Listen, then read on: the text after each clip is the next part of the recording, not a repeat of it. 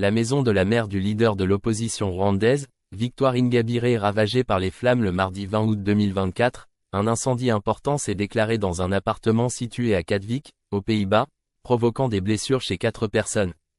L'incendie, qui a commencé vers 7h45 au rez-de-chaussée, est rapidement devenu incontrôlable, nécessitant l'intervention massive des services d'urgence.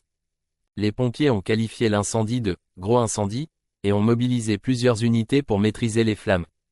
2 hélicoptères de secours et plusieurs ambulances ont été dépêchés sur place. Parmi les blessés, 2 personnes sont grièvement touchées et ont été transportées d'urgence à l'hôpital. L'incendie a généré une importante quantité de fumée et a été maîtrisé 1 heure plus tard, vers 8h45.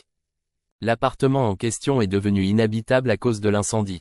Le maire de Katwijk, Cornelis Vissé, s'est rendu sur les lieux pour discuter avec les habitants du quartier. La cause exacte de l'incendie reste encore inconnue, bien que les autorités continuent d'enquêter pour déterminer s'il s'agit d'un accident ou d'un acte criminel.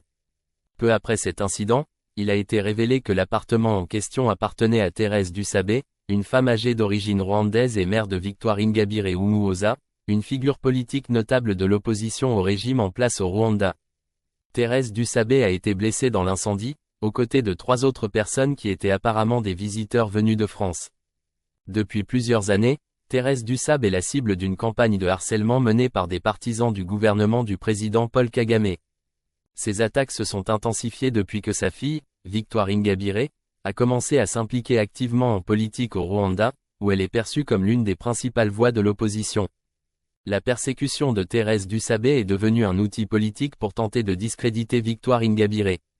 Chaque fois que cette dernière exprime des critiques contre le régime de Kigali, sa mère est immédiatement attaquée et accusée d'être impliquée dans le génocide de 1994, une accusation fréquemment utilisée par le gouvernement rwandais pour discréditer ses détracteurs, en particulier ceux issus de la communauté Hutu.